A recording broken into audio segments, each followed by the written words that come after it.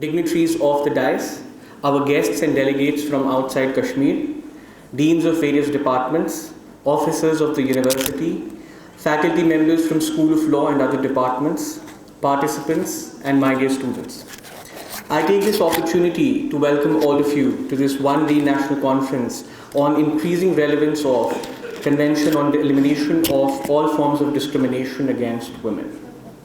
Today's conference has been organized keeping in view the tremendous role played by CEDAW in shaping our societies into ones which are based on principles of equality for all and which work to ending discrimination on the basis of sex and gender.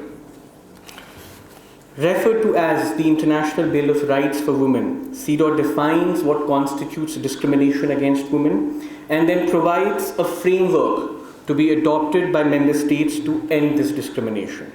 It covers a wide variety of areas, including healthcare, reproductive rights, marriage and family planning, education, employment, international representation, nationality, economic, social and cultural life, participation in public life, and so on. Today's conference, therefore, provides us an opportunity to revisit the principles enshrined in CEDAW and see the work that has been done to implement these principles. And at the same time, it's also an opportunity to reevaluate that work and see where we can do better. With that in mind, I once again welcome all of you to today's conference. This conference is being organized with the object of celebrating the creation as well as the operation of CEDAW. It is being organized to celebrate the work done by millions of people across the globe to carry out what CEDAW itself mandates in Article 1, that is to achieve international cooperation in promoting and encouraging respect for human rights and for fundamental freedoms for all without distinction on the basis of sex. However, we have not gathered here today only to look at the work done for promotion and implementation of the principles enshrined in the CEDAW. We are also here to introspect. We are here to see where we have failed and where we have lagged behind, so that we may also see what, where, and how we have to work to improve. It's a great pleasure for me to be part of you today on this very important occasion when we are going to deliberate upon some very important topic which is so important for the development of this nation and also globally. In fact, fight for the right of women may be difficult to trace in history, but it can be stated with certitude that there were voices raised from time to time for recognizing that women too have rights and they too are justified in claiming equal treatment. Lord Denning, in his book, Due Process of Law, has observed thus: a woman feels as keenly, thinks as clearly as a man. She in her sphere does work as useful as man does in his. She has as much right to her freedom, develop her personality to the full as a man. When she marries, she does not become husband's servant, but his equal partner. If his work is more important in life as in the community, hers is more important in the life of the family. Neither can be without the other. Neither is above the other or under the other. They are equals. In fact, the UN Secretary General Earlier, Kafi Anand had said very clearly on the gender equality when he said, gender equality is more than a goal in itself. It is a precondition for meeting the challenge of reducing poverty, promoting sustainable development, and building good governance. In fact, after the world wars, the whole world community realized that for progress and sustainable development, it was important that basic human values, which included gender justice, should be empowered. And that is why, when our Constitution was framed, we have given a chapter called Fundamental Rights, in which you will see that it talks about in all forms gender equality. Recently, our Chief Justice of India, while speaking in Delhi on Constitution Day, traced the story of our Constitution, and he observed, story of the Indian Constitution is not the story only of the legal text and legal interpretation. It is a story of human struggle and sacrifices. It is a story of undoing injustice for the marginalized sections of our society, which are women, the disabled, the Dalits, the members belonging to tribes and segments living in far-flung areas of this country. It must be remembered that the marginalized community were the first to plant the seeds of constitutional ideas of liberty, equality, and fraternity on the Indian soil.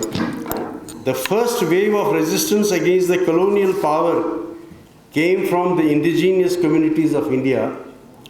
Our Constitution is a social contract entered into between those in power historically and those who are oppressed and sought to change the power hegemony and chose to govern themselves. That is why our preamble starts with, "We the people of India." We want to have socio-economic political justice. In fact, India was one of the few countries which to begin with had the political justice, because we had the universal franchise and right to vote everybody got. But socio-economic justice, I think, these are areas which need our attention. One very important aspect that I just want to highlight, in spite of these laudable objectives at the national level, we have recently got some statistics which have been given by the NHRC, which I want to quote. The report prepared by the NHRC in 2021. Now that is why I want to show the gap between what the law is and what the ground realities are. And that is why the importance of this seminar. How do we bridge this gap? What steps need to be taken, as the Dean in the opening remarks said, the laudable goals of the CEDA, how to implement them are very important challenges. The report prepared by the NHRC in 2021 presents the gap like this. It says 48.22% as projected by the Ministry of Statistics and Program Implementation of Indian population is women. But only 19% as per the data gathered by the World Bank Group for 2021 of women are in the workforce. Women hold only 14.39 of the seats in Lok Sabha and presently 10.71% seats are held by women in Rajya Sabha. Now this is the reality, and this is where the gap is very important. That is why the concerted level at all levels that we have is to bridge this gap between, and I think CEDA is one of the very important documents that I think we must understand is a United Nations landmark treaty marking the struggle for women's rights. It is regarded as the Bill of Rights for the women. It graphically puts what constitutes discrimination against women and spells out tools so that women's rights are not violated and they are conferred the same rights as are given to the men. The Convention on Elimination of All Forms of Discrimination Against Women is the only international rights treaty with the principal object of protecting and promoting women's rights and eliminating all forms of discrimination. It has achieved almost universal ratification. However, the reality is that there is a lot of gap between the goals set in this treaty and the actual position on the ground. We still find many more strides to have been made to achieve the goals set out in this treaty. I would only, in the end, like to highlight need of the day is to introspect our actions and decisions and to question our own prejudices and preconceptions. For until we open our minds to multiple views, persons of multiple varied living experiences will be lacking in our respective roles. We must, by our actions and deeds, to quote the words of Dr. Martin Luther King, bend the arc of moral universe towards justice. Thank you very much.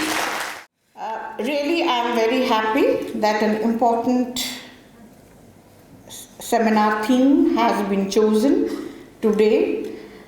Of course, lots of exercises, lots of programs is being done on this particular theme, that's CEDA, which is an international bill itself and came into existence in 1981. In our university also, at national level also, at global level also, many programs have been done, many international conferences have been done for its full implementation. I was happy Professor Nauchu Saab gave some statistical figures about our gender data in our own university. Of course, university has to be very sensitive because around 60% of our students who get admission in our university are females. We have good number of research scholars also. Again, I always say whatever programs we have, Department of Law and Faculty of Law is a very important department and faculty of the University of Kashmir, but also of the whole J&K. It's one of the oldest department of legal studies, has its own existence in the valley. I'm sure it has a greater role to play, not only in research and academics, but also a societal role to play. I always say this, that we have to be connected at the community level. I'm sure you must be having some legal awareness programs at community level. And I would definitely like that issues like this are deliberated at the community level so that we make aware women at grassroots level. I feel, who are the sufferers, middle class, lower middle class, and the lower class, who suffer and they cannot even talk about the issues. Sometimes they are not aware and sometimes they don't want to discuss.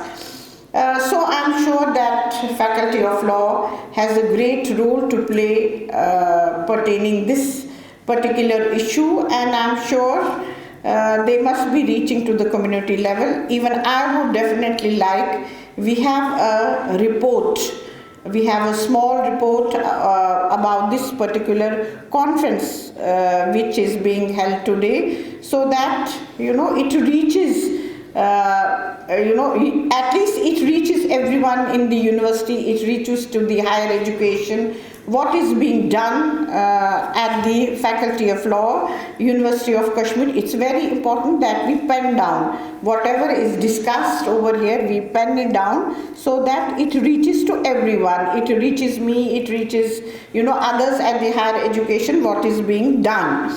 We need to go deeper into it as a Faculty of Law. We have to come forth with the recommendations where the system is lacking and where the lacunae is, so that we correct it. Otherwise, CEDA is there, policies are there, everything is there, law is there, but something is wrong somewhere which we have to correct. With these words, I congratulate the Faculty of Law and everyone who is participating in this, and I'm sure as one of the premier institutes of J&K, University of Kashmir will definitely make a mark, and together we work and work together, boys and girls, men and women, and try to resolve our social issues. Thank you very much. It is again a privilege that the Department of Law is holding a seminar which is always of critical importance. When we talk about the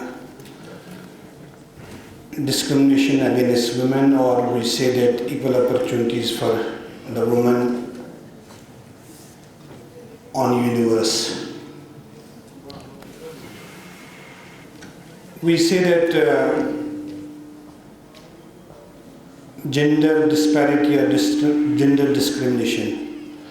Normally it has been said that from prehistoric times, since the evolution of mankind on earth, we say that there has been a division of labor where women have been given certain works, rather domestic works, and men has been asked to go for the hunting. If we go the pastoral life of human beings, then we see the agriculture, then we see the industrial revolution, then we see the post-industrial revolution, where we see that the women are by one or the other way discriminated at the workplace. We all know that the women constitute almost 50% of the human population on earth, but despite that, the opportunities they have in life, whether at workplace, whether in education, whether at employment, whether in the democratic government or dictatorial government, we see that there is a gender disparity. Though the different world constitution as well the Indian constitution has guaranteed certain rights to women, but still we see that whether they are not being implemented or they are partially implemented. Though we see it particularly to empower a woman, we say that education is an important agent rather to change their life. And if we see the education system in India right from the since independence, but we see that the role and the number of females or the number of girls who are being educated is quite less. And because of that, we see that during the 12th plan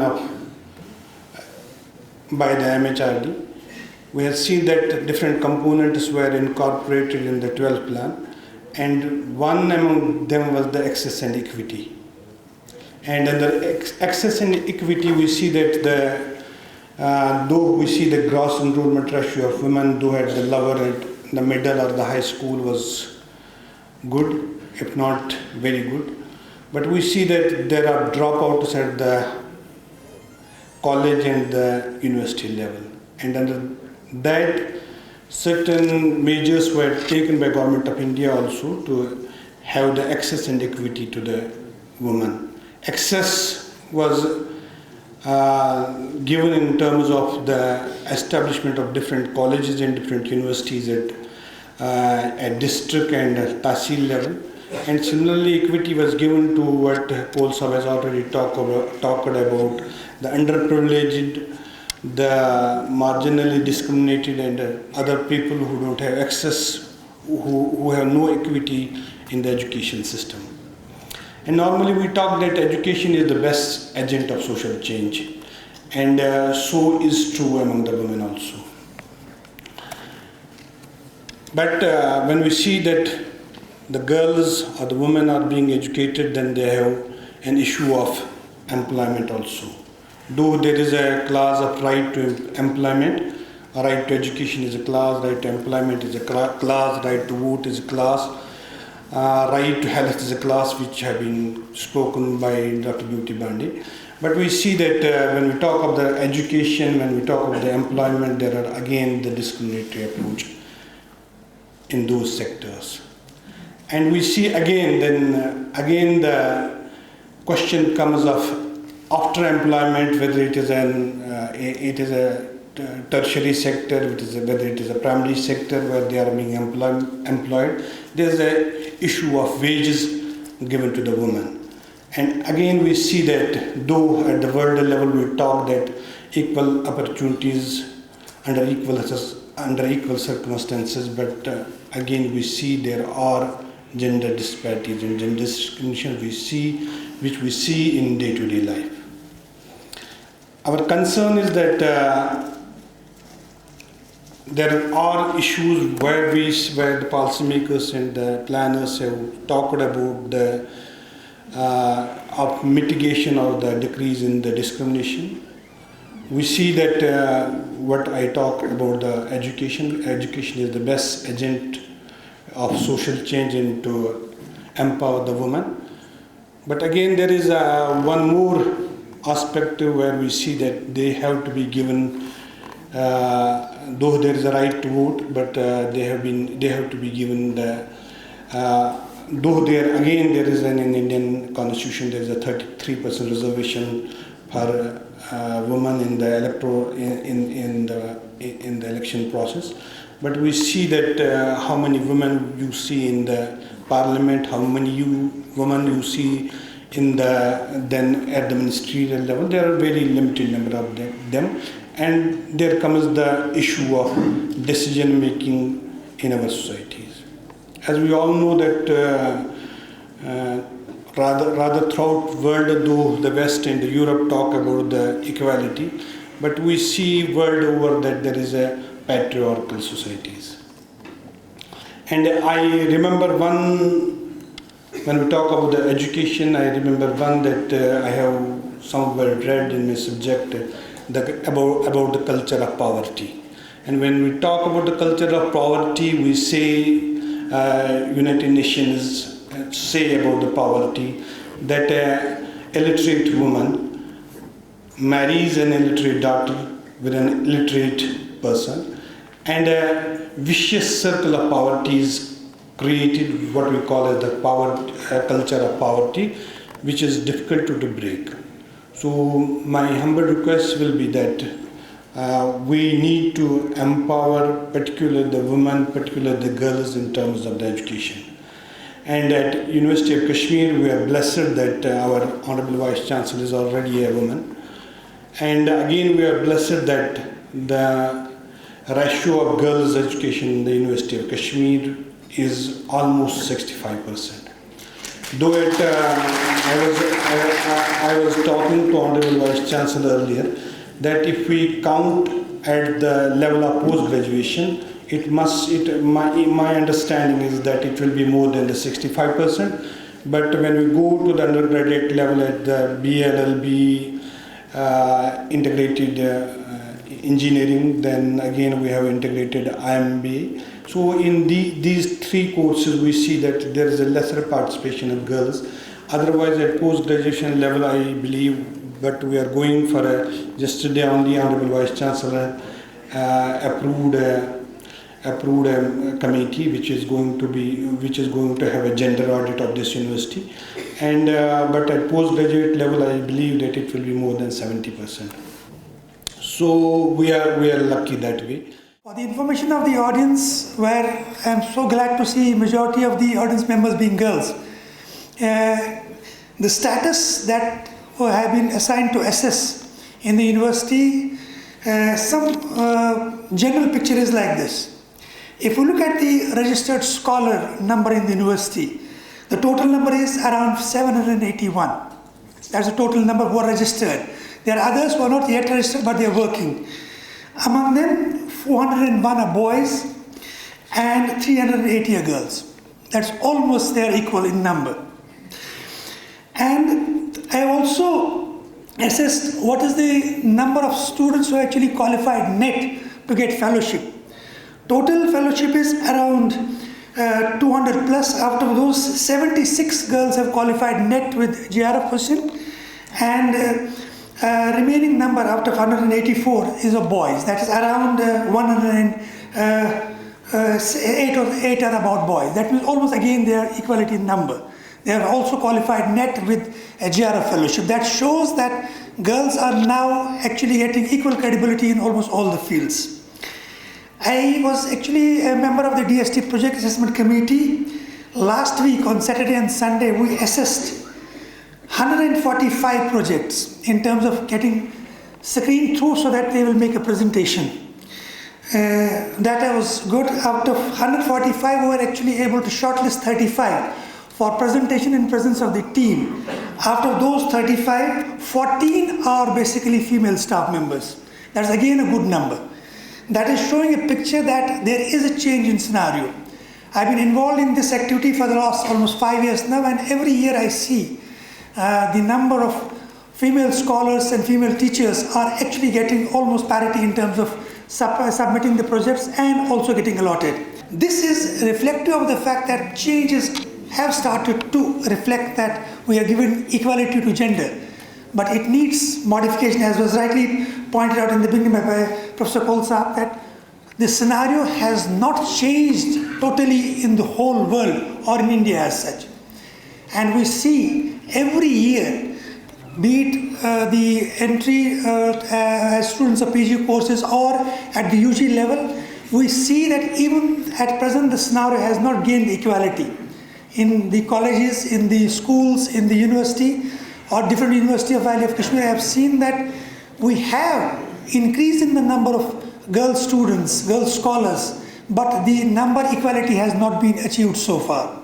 Similarly, one of our faculty members in the Department of Nanotechnology is having a project which is not a national project, it's an international project that is actually referred to trace the gender equality. And in that we actually created committees from different schools, and we're assessing exactly what the overall status of faculty and scholars in the different departments is. But unfortunately, as was rightly pointed out by Nisar Sir, we don't have that much of equality in recruitment of faculty and other staff members. The male faculty and male staff members in other departments are actually outnumbering the female, and we have to see what can be done to gain some sort of equality. And this is again a project which has an international cooperation and collaboration. And obviously we would like that we're able to convince them that we are changing. The scenarios are going to change so that maybe within a span of a decade or so, we'll have equality in terms of male and female faculty members also. Or male and female non-teaching staff members who are running different departments as administrative staffs or university administration as such. These scenarios are going to change, and hopefully the equality can be achieved where in terms of the powers assigned to males can be at equality with the powers assigned to the females. This is a scenario wherein the changes are occurring but the speed is not as fast as it should be. We know that we cannot gain the equality within a span of say 5-10 years. It will take some time, but if we send a message to all the quarters that this is to be done, and we try to give them guidelines as to what can be highlighted, what are the ways with which we can be able to achieve that. Results will give us parity, with those countries where we have equality of gender in almost every level.